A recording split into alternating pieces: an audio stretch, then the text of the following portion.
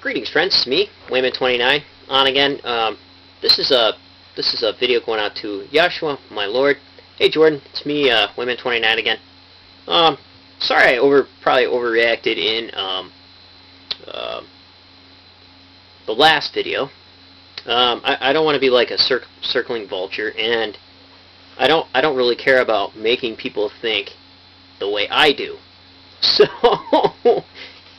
even though I may have come across in the video where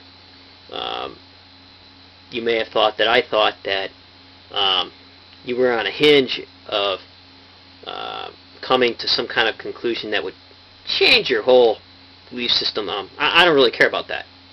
What I do care about is the process on how you're getting to where you're getting at. And that's what makes me excited. Very few people are able to do this and think things out methodically and put it on video. This is pretty personal. Like, the reason you're doing this, you know, comes up as a time when you're burying a friend, which is pretty moving. Probably one of the I just want to throw this out there. In literature, Epic of Gilgamesh Gilgamesh was forced to think about death and the afterlife when his friend died, Enkidu, whom he loved. And if you read that text, the Lament of Gilgamesh, beautiful. Talks about how he mourns for the body and stays near the body and hangs on the body until worms fastened on, and very moving. What I want to say, a third option would be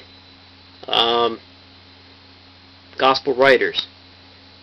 Here are these texts, other than Paul, other than the texts that we have good probability that were earliest and actually written by Paul. What we know about Jesus, the sayings of Jesus, are pretty far removed. And how much does story building,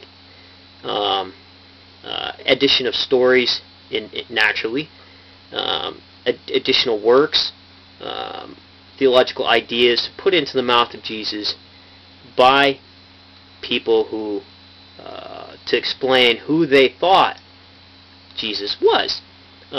We know that some texts may have been put into the mouth of Jesus. We know some parables maybe that existed from Jewish sages end up in these stories, and we know that Greek parables end up in these stories. For example, the idea of an owner coming back and seeking revenge on the wicked servants. That's in the story of the Odyssey. Odysseus comes back and cleans house and destroys the suitors that were chasing his wife Penelope. Beautiful story. So that's the third option. The third option would be the story building, the theology, construction of the New Testament epic of who they thought Jesus was. And what did Jesus actually say? We might not ever know. What did he actually do? We might not ever know. And we know from other epics, from Greek epics and Roman epics, that heroes were attributed with many things. Even things that other people have done were attributed to these heroes. So it's kind of hard to tell exactly what he did and if he said what he said and all that. However, we like to propose, we like to think that everything is somewhat consistent, because 3 books for mostly the same school of thought, other than John, different, a little bit different, but we reconcile them. You know, I think what Jesus says and what Jesus thinks about, and what the writers of the text have Jesus say in John, is different than in Mark. Luke, different from John and Matthew. So that's interesting in itself. A really good book to get, The Major Teachings of Rabbinical Sages, is Every Man's Talmud. This right here is a good book. Goes through the teachings. Read that, you can kind of get a grip on Jewish theology pretty quickly, and it gives some great teachings. This, Textual Criticism, Who Wrote the New Testament, The Making of the Christian Myth, kind of critical, by Burton L. Mack.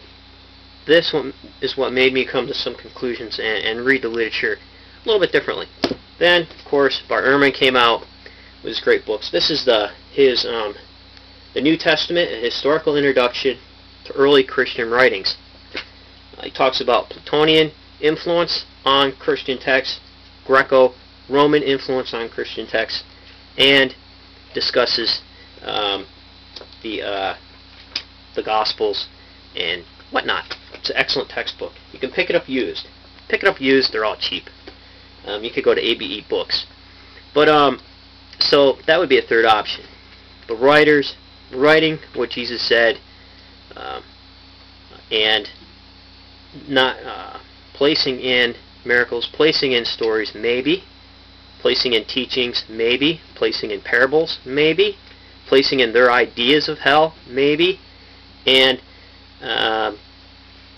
a good person to look at would be Hill, the School of Hill, and those teachings. What did Hill think about the afterlife and hell? What did the Qumran text think about the afterlife and hell? Who was Baal? Before in the Old Testament, the servants of Baal were, I'm probably pronouncing that wrong, but they were foolish ones. We know that the two sons of Eli were called sons of Baal. However, by the time you get to the Qumran, Baal ends up taking on this evil connotation, which is far different, far removed. So that's just another example. That's just another example how words progress, ideas of things progress. Even the term Son of Man.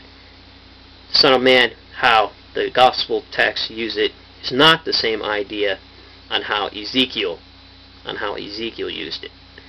It's interesting to think about how things change. So kind of wandering there, but I don't know, just something to think about. Take care, friends, and remember, if everyone's thinking alike, then somebody isn't thinking.